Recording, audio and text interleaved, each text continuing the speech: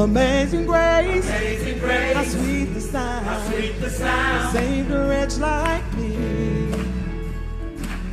'Cause in that day, he made a way, when he died on Calvary.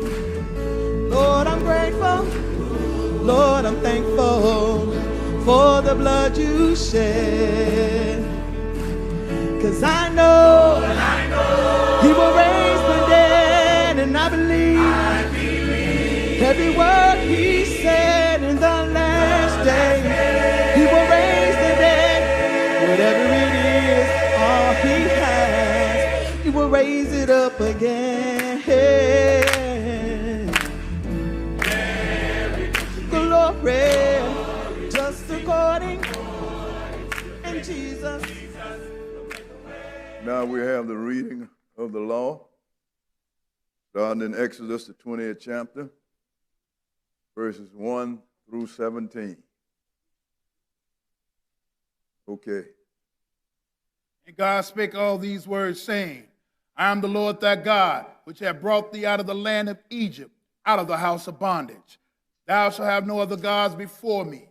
Thou shalt not make unto thee any graven image, or any likeness of anything that is in heaven above, or that is in the earth beneath, or that is in the water under the earth. Thou shalt not bow down thyself to them, nor serve them.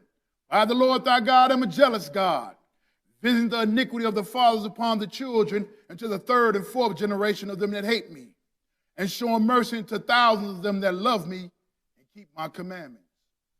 Thou shalt not take the name of the Lord thy God in vain, for the Lord will not hold him guiltless that taketh his name in vain. Remember the Sabbath day, to keep it holy.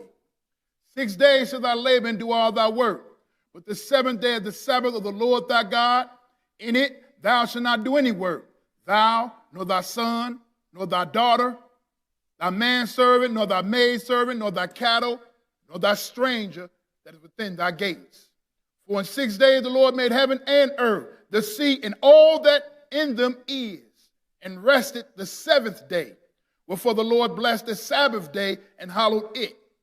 Honor thy father and thy mother, that thy days may be long upon the land which the Lord thy God giveth thee.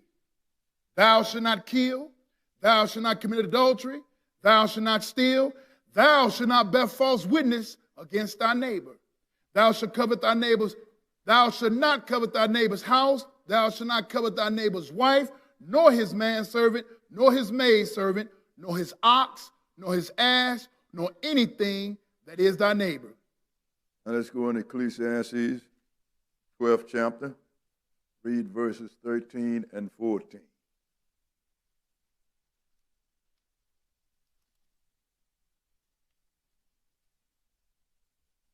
Go ahead. Let us hear in conclusion of the whole matter. Fear God and keep his commandments, for this is the whole duty of man. For God shall bring every work into judgment with every secret thing, whether it be good or whether it be evil. Now Revelation chapter 22, verses 14 and 15. Blessed are they that do his commandments, that they may have right to the tree of life, and may enter in through the gates into the city. For without are dogs and sorcerers, and whoremongers, and murderers, and idolaters, and whosoever loveth and maketh a lie. So that's the reading of the commandments, sisters and brothers, and the commandments are always good to let you know if you're going to get into the Father's kingdom, you got to do these commandments. Anybody that tell you that you don't have to do God's commandments, they are trying to take away your crown. And we're going to get into this feast. This is not a feast here. This is what you call a putting together of all the feasts of the Lord. In fact, the title of this lesson is The Feast of the Lord. Because I've said many times that when you understand the 23rd chapter of Leviticus, you understand what God is doing. Because all of the feast days is giving us a message. And the plain message is that the Lord is taking us and going to bring us to his kingdom. We had our ups and downs, and we're going to have some. But the whole thing is the Lord has put his plan on the table because he wants to make it clear. Because many people go to church, they don't have a clue what the plan of God is. Because they don't keep the feast, they don't understand what they're for. But these that the Lord told us to keep is not just something, a ritual that we are going through. It is a vision that the Lord has given us of his plan. Because he has a purpose. And his purpose is to create men just like him. And he's showing us how to get there. So we're going to start this in Leviticus, the 23rd chapter. Leviticus chapter 23, and we're going to start at verse 1, because we want to show you what the Lord is doing. He showed it to us, and we're going to pass it on to you. Leviticus 23 and verse 1. You know, I'll be so glad when we can get that baby room open up again. Because this baby over here has been out preaching me every week. So we're going 23 and 1. Okay, go ahead. And the Lord spake unto Moses, saying, speaking to the children of Israel and saying to them, go ahead, concerning the feasts of the Lord, which ye shall proclaim to be holy convocations, even these are my feasts. Now he says, speak unto the children of Israel concerning the feast of the Lord. These are not the feast of the Jews that we just got through keeping, sisters and brothers. It is the feast of the Lord. I mean, everyone, because we're going to pick it up, that everyone we had this year from Passover clean down to here. So these are the feasts of the Lord, even holy convocation. So we have carried all of this out. The Lord has blessed us to do it. Go ahead and read. 6 days shall work be done, but the 7th day is the Sabbath of rest. Go ahead. And holy convocation. You shall do no service, no work therein. Now, the first thing he did, sisters and brothers, is he put the Sabbath day week on top of the feast of the Lord. Even though the Sabbath day is not a feast day, still, this is a day, sisters and brothers, that represent the time that God gave man. God gave man 7 days. And when these 7 days are up, man will no longer exist. Man will be God. So I want you to throw that up on the board right quick. For these 7 days that God gave man, because I want to look at show you the beginning and the end. Because we're going to find out that God has been doing this repeatedly, so we can understand what he is doing. Now, can I put that 7-day screen on the screen, please? Now, this is what God has given man. 7 days. He said, 6 days you should work, and on the 7th shall be a Sabbath of the Lord in all your dwelling. You're supposed to have a holy gathering. So why is this 7th day listed, this weekly feast day, 7 days listed among the feasts? Because the Lord is telling us one story over and over again. Okay, continue. It is the Sabbath of the Lord in all your dwelling. It's the Sabbath of the Lord in all your dwelling. Go ahead and read. These are the feasts of the Lord, even holy convocation. These are the feasts of the Lord, even holy convocation. Go ahead. Which ye shall proclaim in their seasons. Now the Lord put it there because he wanted us to do these things in this season. So now we kept the Passover, and we kept every feast down until the last one, which was last week, which is the 8th day. All of them are giving you one story, and you're going to understand that at the end of this lesson, sister and brother. Go ahead. In the 14th day of the first month at even is the Lord's Passover. On the 14th day of the first month at evening is the Lord's Passover. Now let's go and look at this. Let's go into Exodus the 12th chapter. Exodus the 12th chapter. Because at the end of the seventh day, that's the end of the Lord's creation. He will have completed it. Back up to Exodus the 12th chapter. Exodus chapter 12. Do we know that the Lord completed, the Lord rested on the Sabbath when he had completed creating the moon, the stars, and the earth and all that? But the Lord's creation is going on right now. This creation is creating man to become just like him. And we haven't gotten there yet. And believe me,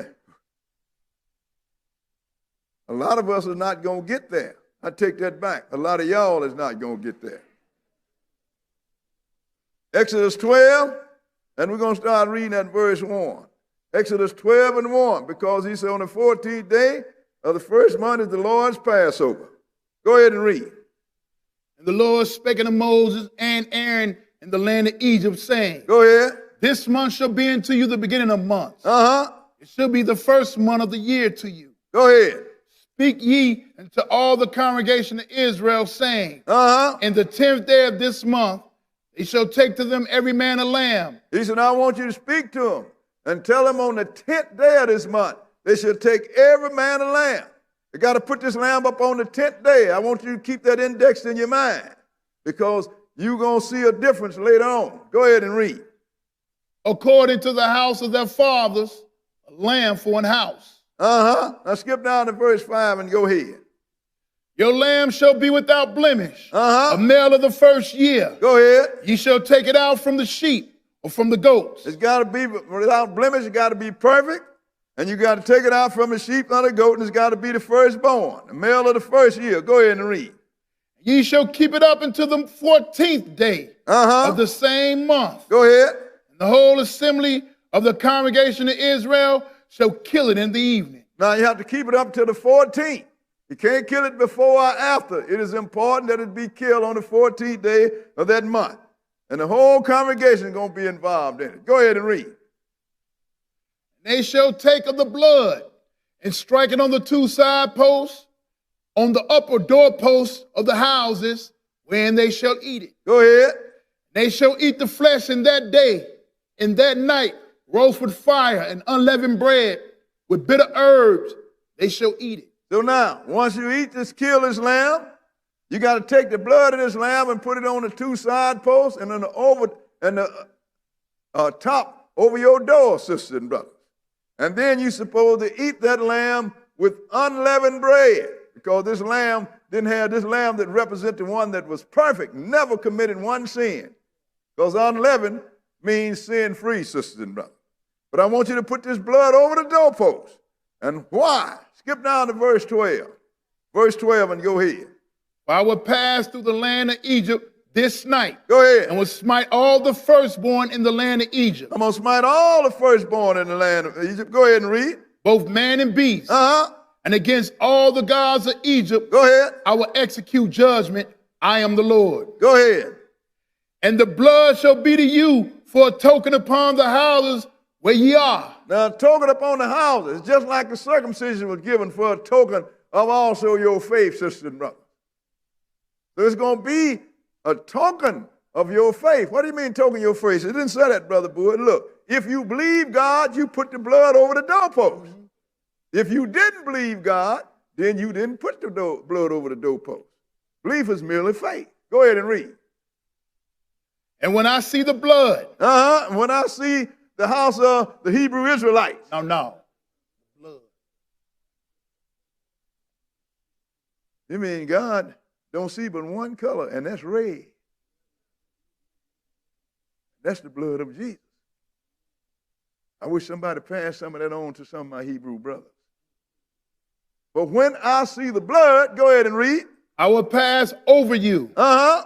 And the plague shall not be upon you to destroy you when I smite the land of Egypt. Only if I see the blood. Go ahead and read. And this day shall be unto you for a memorial. Uh-huh. And ye shall keep it a feast to the Lord throughout your generations. Uh-huh. Ye shall keep it a feast by an ordinance forever. Now this Passover is a feast, sisters and brothers. And Israel kept it every year. even when Jesus broke out the bread and wine, they was feasting.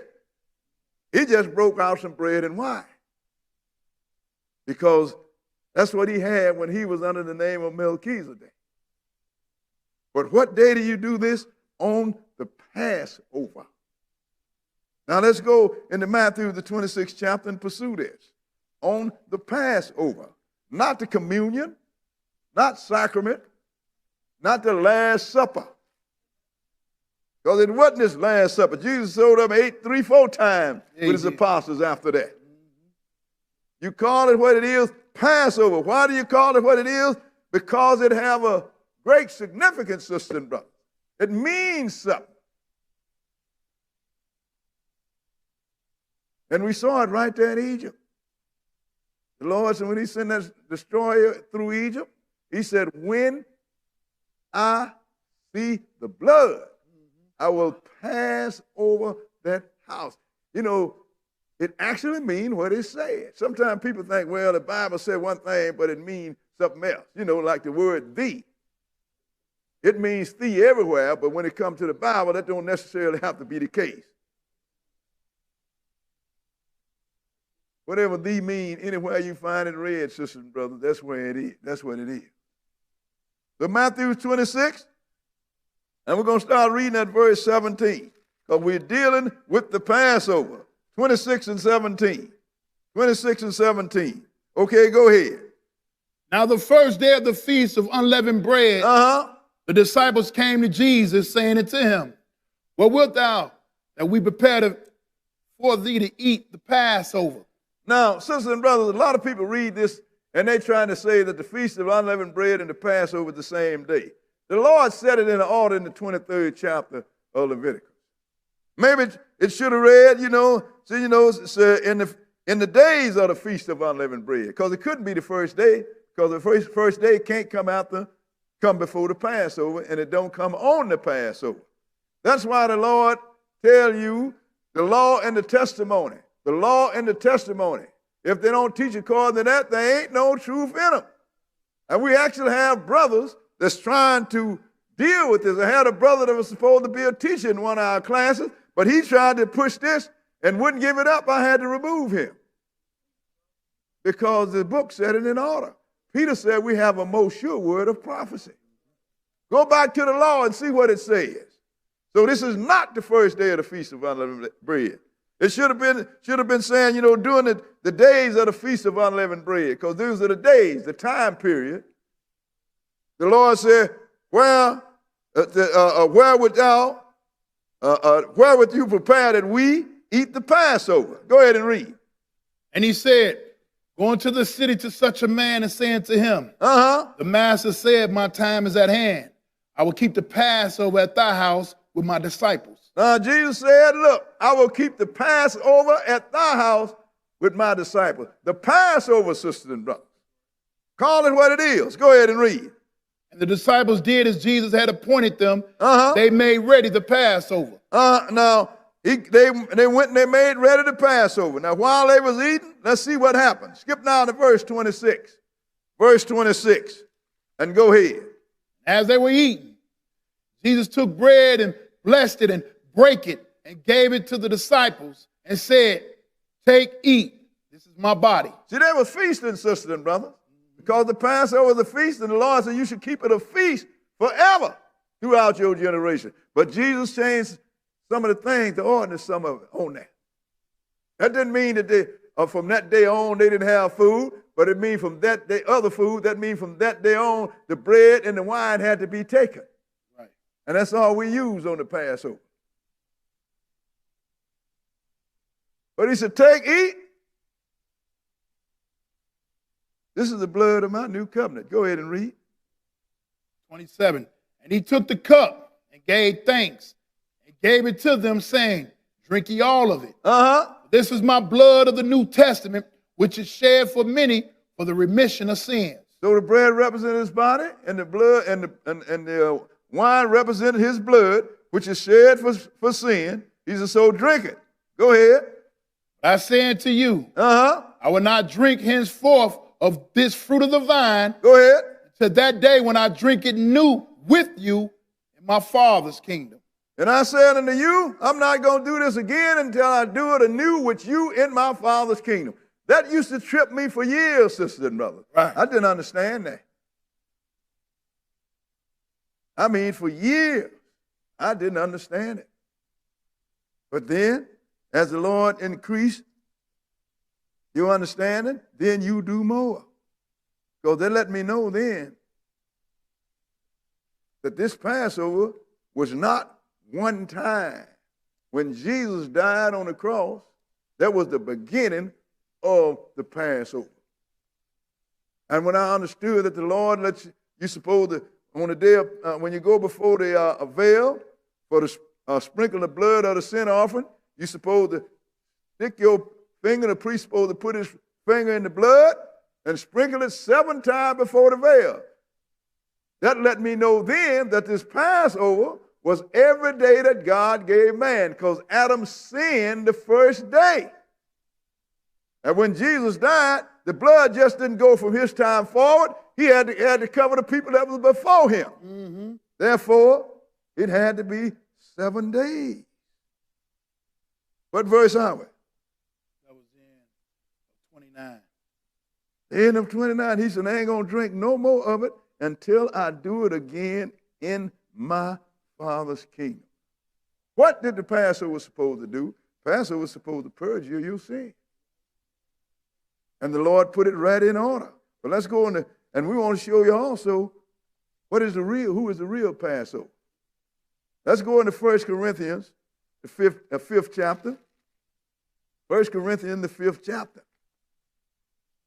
Because these things, sisters and brothers, if you just take your time and pay attention, you will understand a whole lot of stuff that the Lord have us doing.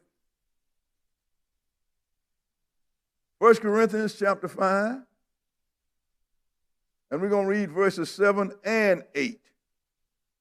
We'll start at verse 7. 1 Corinthians chapter 5, verse 7.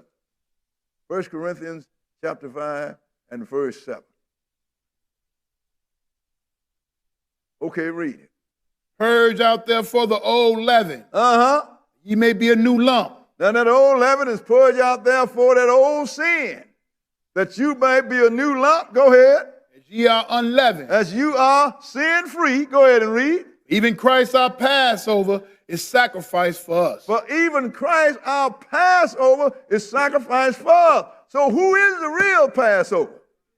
That's why you had to get a lamb of the first year without blemish. And that's why they put a date that you're going to do this, because the Lord wants you to know who this Passover was. And that Passover come from what? What? Read the next verse. I said we're going to read verse 8. Go ahead. Therefore, let us keep the feast, Uh-huh. not with old leaven, neither with the leaven of malice and wickedness, Go ahead. but with the unleavened bread of sincerity and truth. Now, he said, so let us keep the feast. That's why the feast of unleavened bread came after the Passover, sisters and brothers, because unleavened bread represents you are free from sin. The blood of the Lord done wash you clean. Now, you have to keep it from that day forward. So let's go back to 23rd chapter of Leviticus. In fact, you can put a marker in there because we're going to be in and out of that all afternoon. Back to Leviticus, the 23rd chapter. And we're going to start reading at verse 6. Leviticus 23 and 6. Because the Lord put this here so we will understand this, sisters and brothers, so you know what's going on. That's why people that don't acknowledge Jesus, they cut off. As simple as that. Because they are the ones, if they don't acknowledge him, they're the ones that didn't put the blood over the doorpost. So the destroyer is going to get them. All that simple.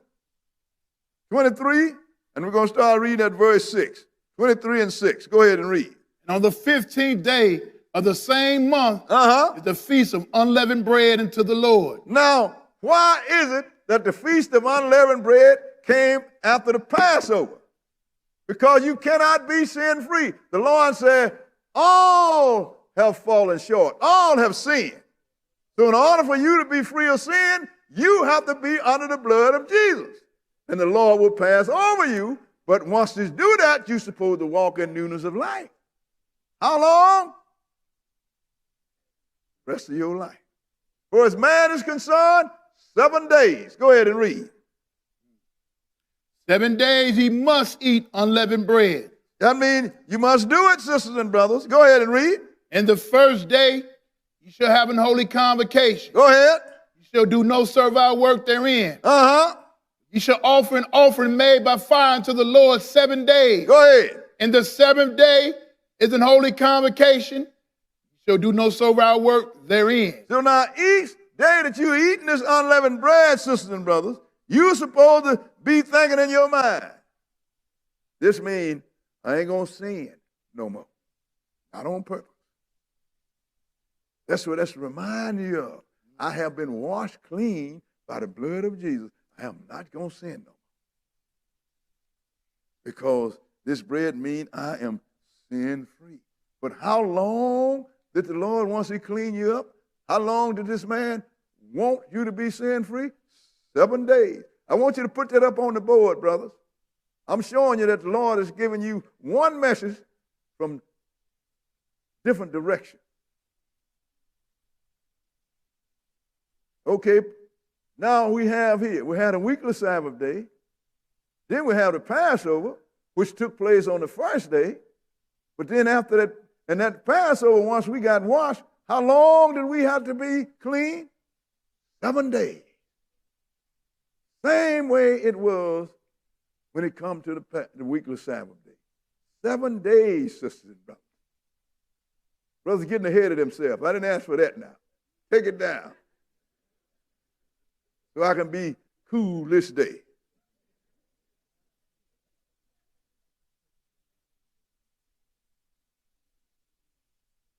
Now let's go into Exodus the 12th chapter and start at verse 15.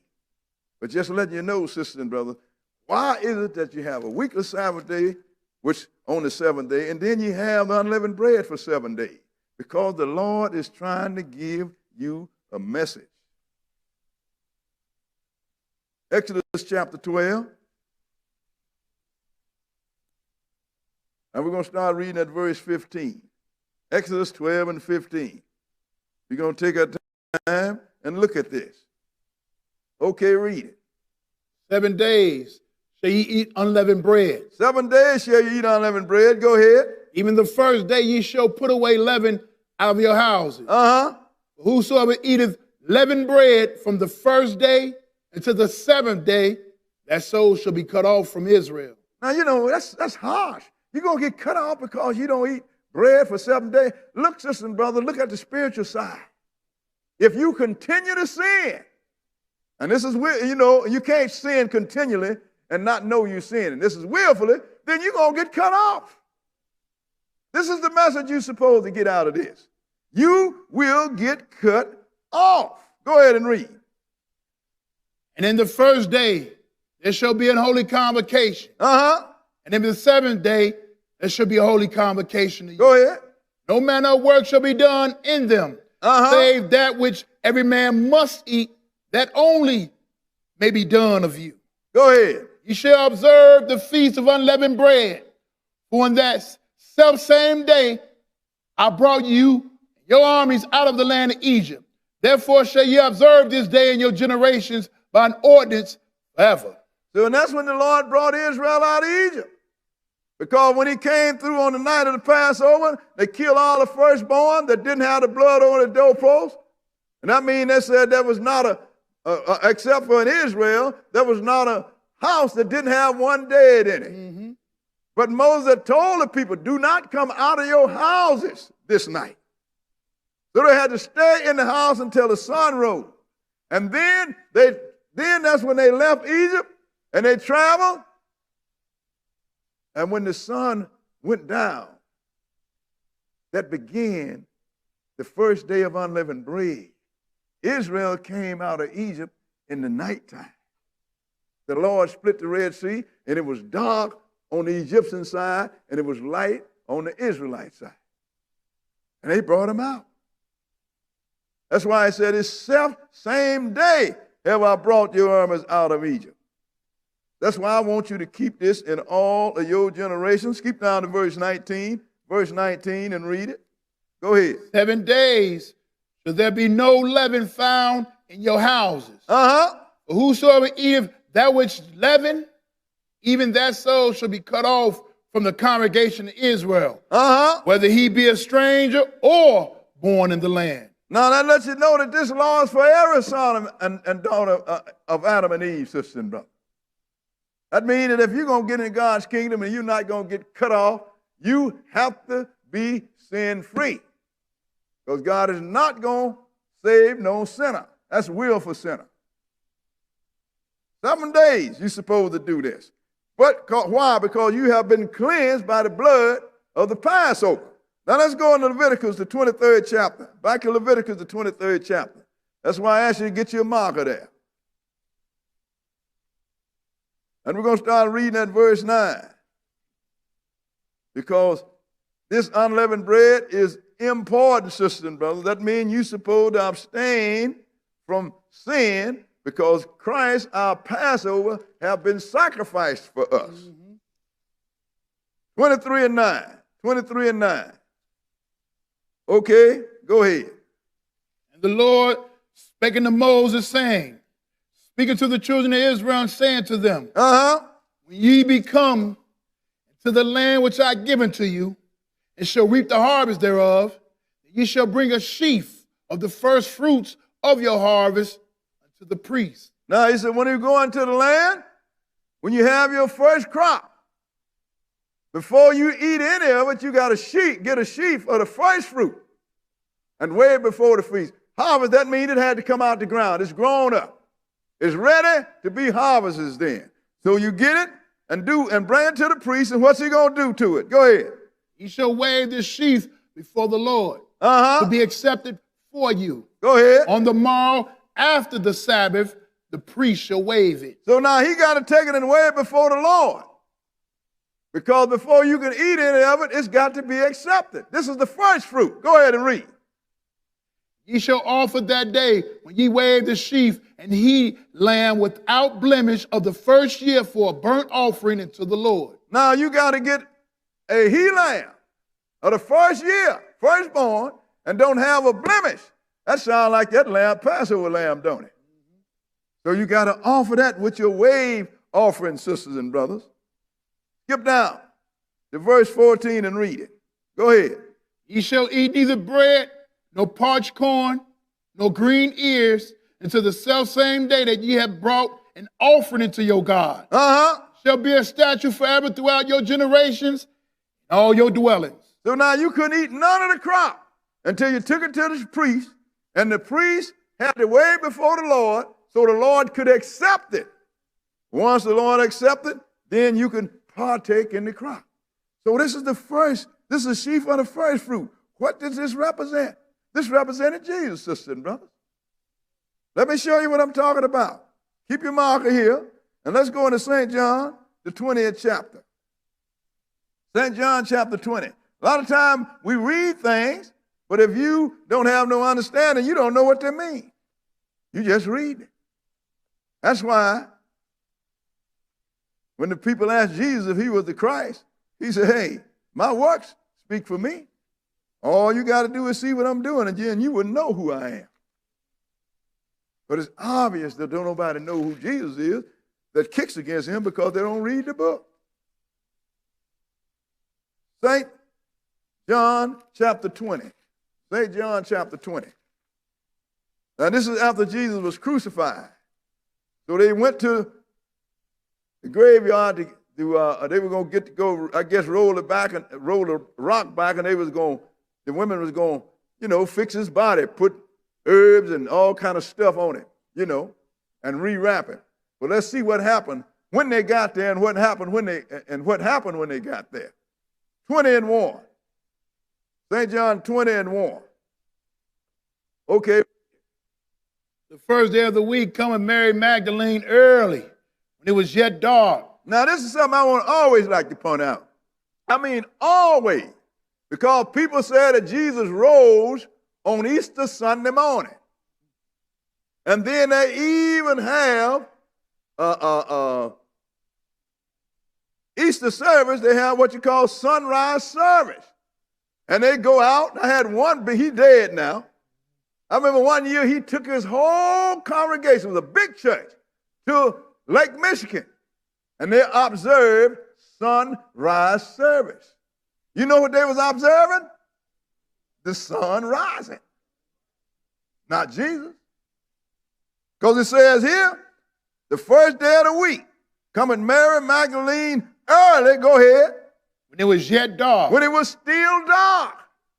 Go ahead. Unto the sepulchre, and seeth the stone taken away from the sepulchre. It was still dark when they got there and the stone was taken away. Go ahead and read. Then she runneth and cometh to Simon Peter, Uh-huh. and to the other disciples whom Jesus loved, and said unto them, Go ahead. They have taken away the Lord out of the sepulchre, and we know not where they have laid him. Now, do you think she'd have told him that if she had seen his body?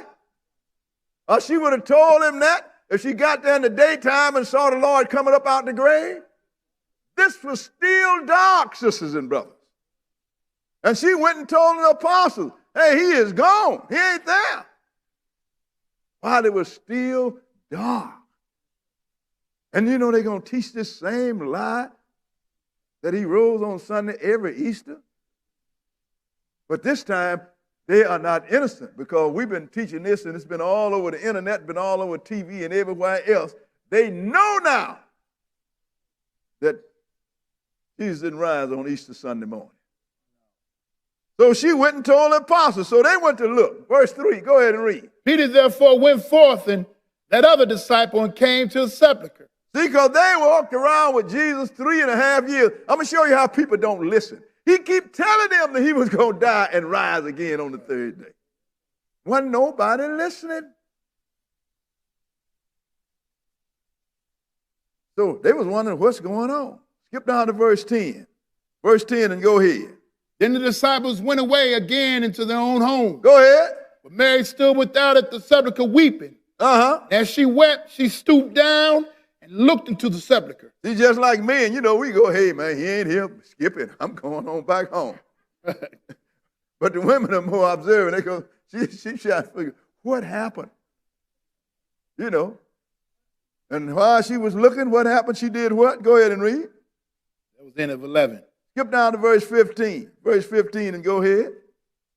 Jesus said unto her, Woman, why weepest thou? Whom seekest thou?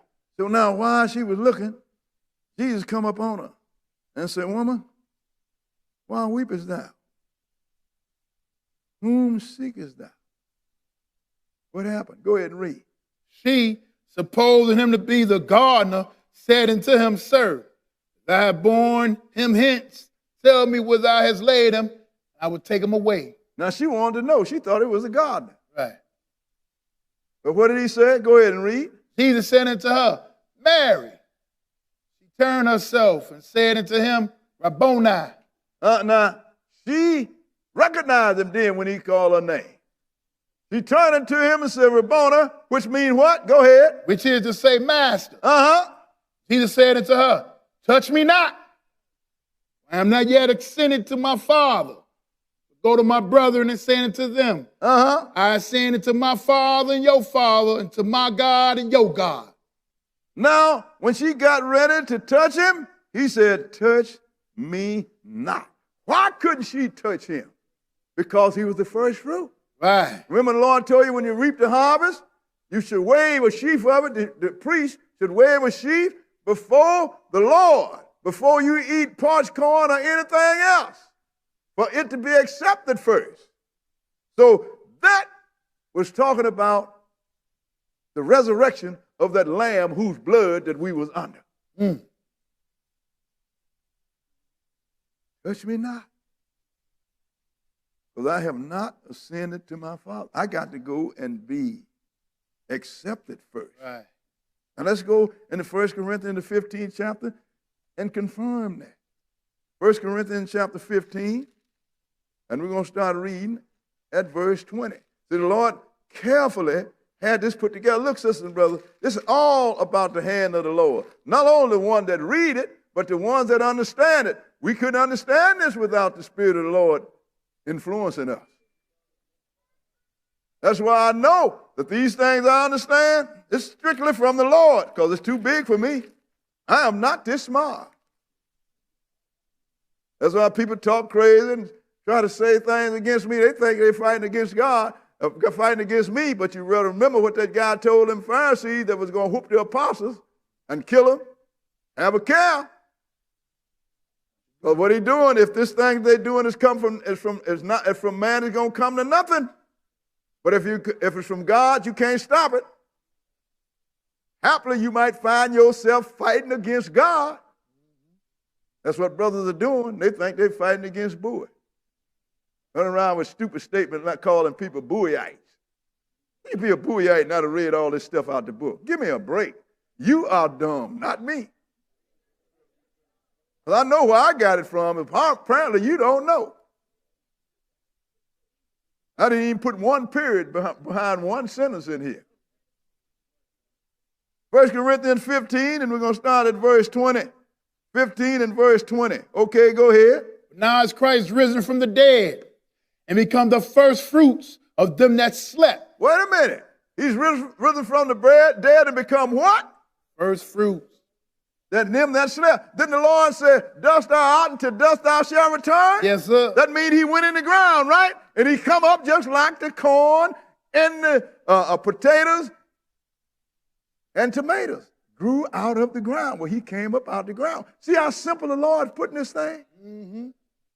This is so simple. Here's the first fruit of them that died. Go ahead and read. But since by man came death, by man came also the resurrection of the dead. Go ahead. For as in Adam all die, even so in Christ shall all be made alive. As in Adam all die, even so in Christ shall all be made alive. Go ahead and read. But every man in his own order. But every man in his own order. Christ the first fruits. Christ the first fruit. Go ahead. After that, they that are Christ at his coming. And after that, those that are Christ at his coming. I like to ask people all the time, is Christ here?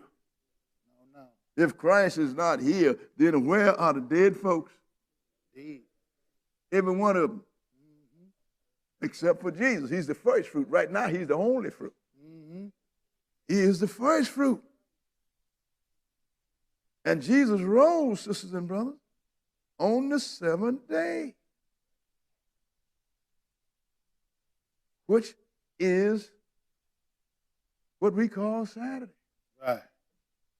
He rose on the seventh day. He went in the grave. He was flesh and blood. And he rose on the seventh day. And when the eighth day rolled around, he was God.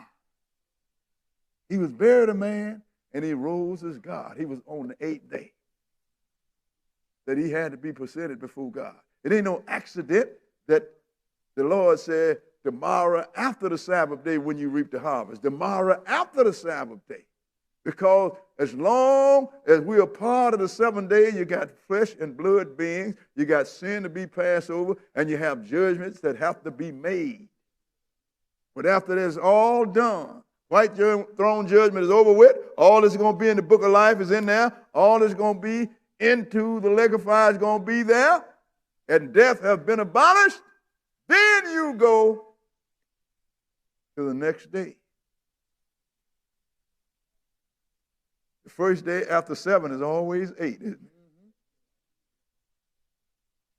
So Jesus is the first fruit, and those that are his at his coming. He's the first fruit. Now let's go and get us some more fruit. Let's go to Leviticus, the 23rd chapter again. You notice how all of this spiritual stuff is coming out of this, what people think is a physical book, the Old Testament. It's all coming out of all over the book, but we just using this 23rd chapter of Leviticus to bring it forward. Leviticus chapter 23, and we're going to start at verse 15, 23 and 15, 23 and 15. Because now we got the first fruit. We know who that is. We know who that represents. That was Jesus. Go ahead and read. Ye shall count unto you from the morrow after the Sabbath From the day that ye brought the sheaf of the wave offering, 7 Sabbaths shall be complete. So now what you're going to do is you're going to count 7 Sabbaths. But when do you start counting? Tomorrow after the 7th. Because you have to have the first day to get a full 7, don't you? And the day that they call Sunday is the first day of the week. Have no significance except for it's one of the days that God gave us. Go ahead and read. Even unto the morrow after the 7th Sabbath shall ye number 50 days. Ye shall offer a new meat offering unto the Lord. So now you're going to offer count 7 Sabbaths, even to the morrow after the 7th. Then you shall number 50 days. Then you're going to make a new meat offering unto the Lord. That means that must be the time when the Lord is going to come, because he said he's the first fruit, and then those that are his that is coming. Didn't he say that? Go ahead and read. Ye shall bring out of your habitation 2 wave loaves of 10th deal. They shall be of fine flour. Go ahead. They shall be baking with leaven. They are the first fruits to the Lord. Now here come this first fruit, sister and brother, but only difference is on this Passover, when the first fruit was waved, we had to eat unleavened bread, didn't we? But now these in this next are with leaven. Why is it that the first one was unleavened and this last one is with leaven? Because we have sinned, sisters and brothers. Jesus never committed a sin, but we have. So we are the next ones that come up. Go ahead and read. What verse? 18. Go ahead. Ye shall offer with the bread 7 lambs without blemish of the first year. Now remember, the first one lamb the first time, but this 7 without blemish of the first year. That means that we have been cleaned up now. What's 7? God he probably couldn't put all them numbers. Well, he can do anything, but he didn't put all the numbers of everybody that's going to be raised. So he put a number that represents a completeness. And what number is that? It's 7. After 7, it's over with. Finish that, and we're going to move. What was that? Now skip down to verse 21 now, because I wanted to point out that with this one, it's 7 lambs instead of 1. Go ahead and read. Verse 21. And ye shall proclaim on the selfsame day, there may be an holy convocation unto you. Shall do no servile work therein. There shall be a statute forever in all your dwellings throughout your generation. So we're supposed to do this and let you know that, look, there are going to be some people that's going to come out the ground in what? And they're going to be the people in the first resurrection. And they had to be offered before God, sisters and brothers, just like Jesus had to be offered, just like the first fruit for God to accept. But the first fruit that comes up, that is not all the people that's going to be saved, sisters and brothers, because you got some that's going to come up after the 1,000 years of peace when Jesus run this thing. But it started on what the Lord called the 50th day, the day of Pentecost. Jesus came up. Now we have another crop of fresh fruit. Those are the people that's going to be in the first resurrection. That's why I say you have a new meat offering. It counts also the people that's going to come later, but we just going to use the first resurrection as a stabilizer. Okay? Now let's go into Acts on the day of Pentecost and look at this. Because remember, we had to count to the morrow after the Sabbath day. And the morrow after the Sabbath day is always the 8th day. Because the Sabbath is the 7th day. Acts chapter 2. And we're going to start reading at verse 1. Acts chapter 2 and verse 1. This is the day of Pentecost. You know, like people say, this is when the church took over. Israel been keeping day of Pentecost ever since they've been a nation, sister and brother. This wasn't nothing new to Israel, but it's something that new took place that had never happened before. Because God wanted to get their attention. 2 and 1. Acts 2 and 1. Okay, go ahead. When the day of Pentecost was fully come, they were all with one accord in one place. And suddenly there came a sound from heaven as of a rushing mighty wind. Go ahead. And it filled all the house where they were sitting. And there appeared unto them cloven tongues, like as of fire, and they sat upon each of them. Now, we have a lesson on Pentecost, so we're not going to get in all the intricates, but to let you know, sister and brother, this was something new. This had never happened. Go ahead and read. And they were all filled with the Holy Ghost. Go ahead. And began to speak with other tongues as the Spirit gave them utterance. And there were dwelling at Jerusalem Jews, devout men out of every nation under heaven. Now, why was all these Jews, and they were devout because they was keeping the law, why was these people, Israelites, out of every nation under heaven there? Because the Lord told them, you got to keep this day of Pentecost. But you notice it said Jews. Nobody else, they didn't deal with it then just like they don't deal with it now. The only people that try and deal with it, and they don't keep it right all the time, is the one that call themselves us, and they are not Jews. The one that the Lord tell you in Revelation 2:9 and 3:9 that say they are Jews and are not, but do lie. Other than that, don't nobody pay no attention to this. So all these people was here because the Lord told them 3 times a year, I want all of you males to come before me. Unleavened bread, Pentecost, and tabernacle. But go ahead and read. Now when this was noised abroad, the multitude came together and were confounded, because that every man heard them speak in his own language. Now this is something. All these guys come and they heard what Peter them was said in their own language. Go ahead and read. They were all amazed and marveled, saying one to another, Behold, are not all these which speak Galileans? How hear we every man in our own tongue when we were born? Now, this is fulfilling what the Lord said in Isaiah 28. He said, with stammering lip and another tongue will I speak to this people. Also fulfilled in the book of Zephaniah. He said, when I come, I'm going to turn the world a pure language so they all can worship me on one accord. He was just giving us a glimpse of it then. Peter them was speaking in their language, and everybody heard Peter them speak in their language. Letting you know, when the Lord come, you ain't going to have interpretation problem. You ain't going to have this translation problem. Everybody would know exactly what I'm saying because everybody would hear, because I'm going to give the world the same language just like they had before the Tower of Babel. But people got to look at and understand this, sisters and brothers. But until that time comes, he can keep it straight. Go ahead and read. Skip down. Verse 7. Did you read verse 7? Yes, sir. Okay, skip down. You read verse 8? Yes, sir. Skip down then to verse 13. Go ahead. Others mocking said, these men are full of new wine. I mean, they're really drunk. I done got drunk, sister and brother, but I could never speak a whole lot of different languages at the same time. You can't get that drunk. Go ahead and read.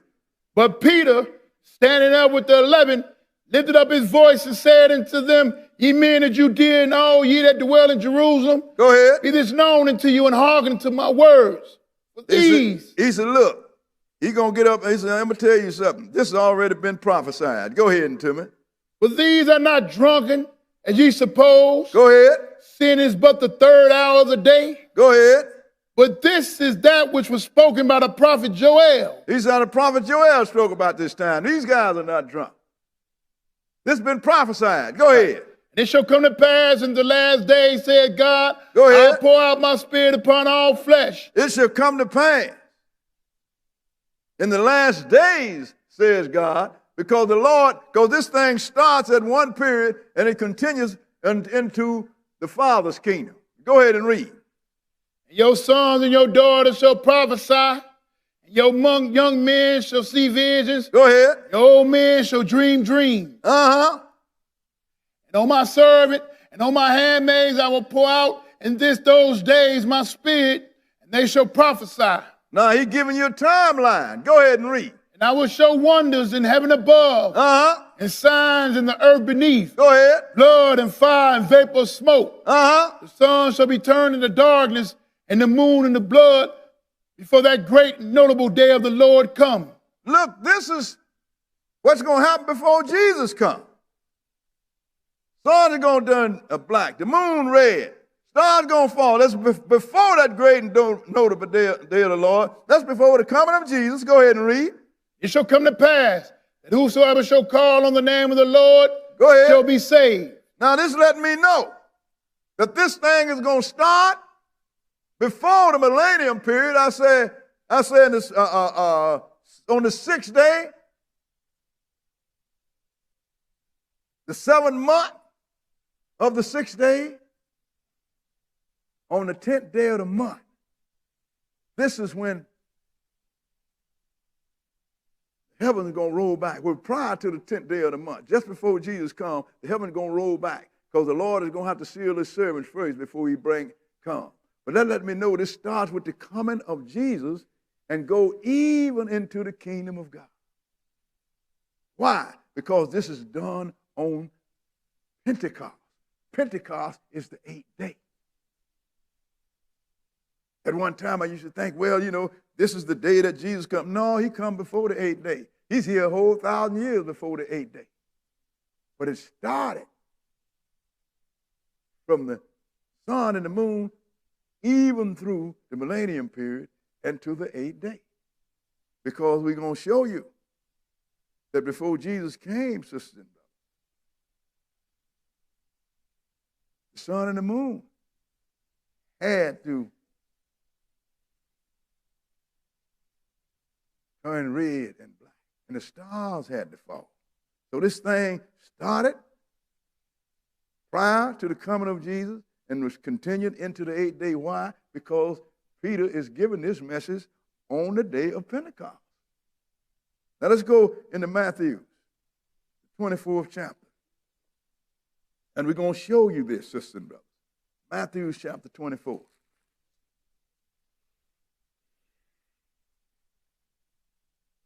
Sometimes people tell, Brother Boo, you didn't teach that the last time. I didn't know that the last time.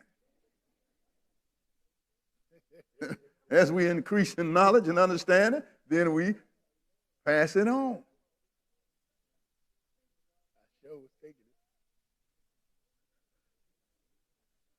Matthew 24, and we're going to start reading at verse 27, because this is prior to the coming of the Lord.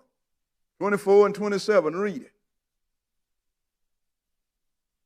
For as the lightning cometh out of the east and shineth even into the west, so shall also the coming of the Son of Man be. He's letting you know, because they said there's going to be some people, when they build that temple, somebody going to say the Lord is back. The Lord will say, if they say he's in the field, to go not forth. If he's in the secret chamber, believe it not. Right. Because everybody going to say, well, Christ is back. That's when Papa moved and set up in that temple that they're going to build in Jerusalem. The Lord said, no. When you hear that the Lord is back, don't believe it. When I come, every eye going to see me, just like they see the lightning coming. You're going to see me. And when is that going to happen? Skip now to verse 29 and go ahead. Immediately after the tribulation of those days, shall the sun be darkened. Go ahead. And the moon shall not give her light. And the stars shall fall from heaven. Go ahead. And the powers of the heavens shall be shaken. And then shall appear the sign of the Son of Man in heaven.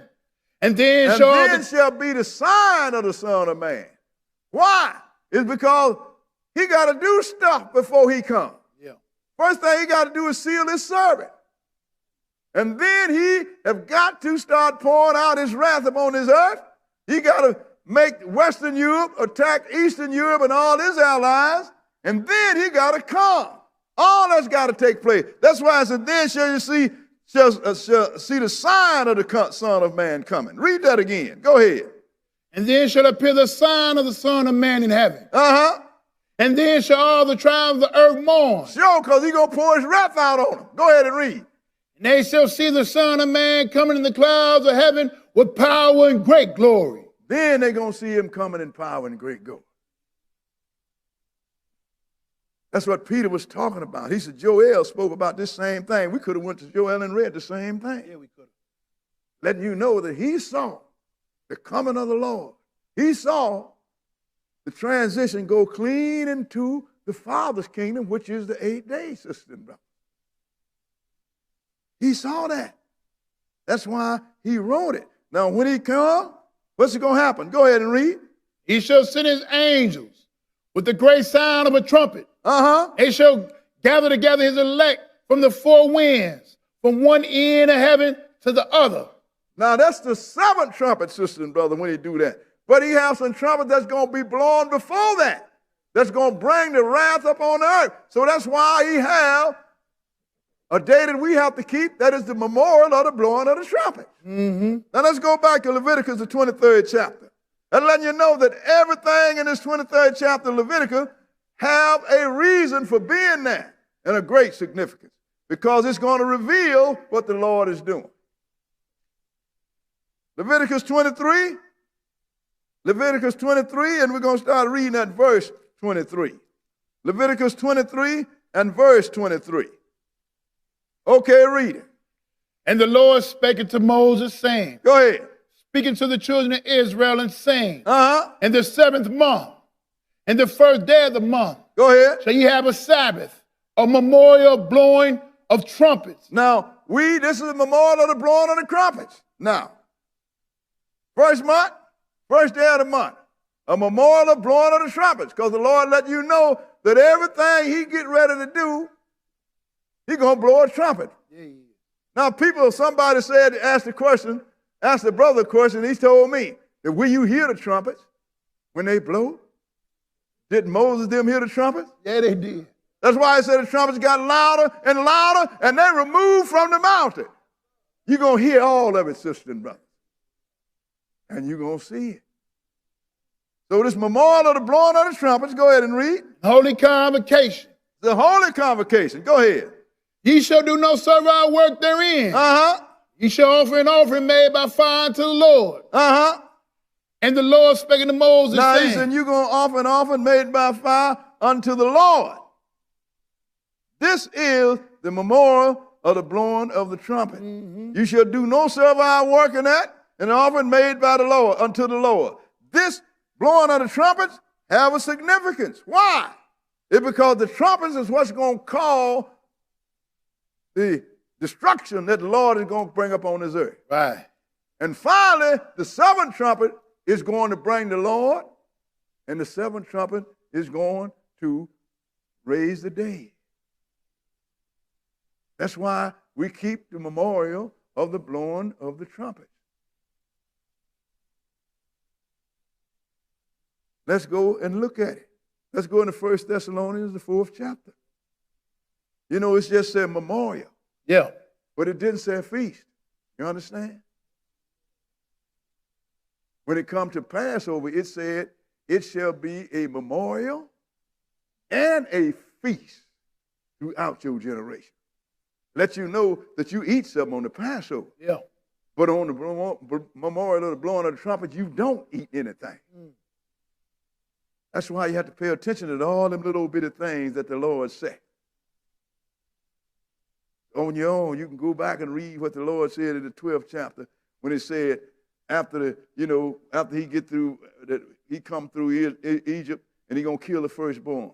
Then he said, and this shall be a feast, a memorial and a feast forever. But this is not a feast. There's going to be too much going on. The last thing you're going to be thinking about is eating food.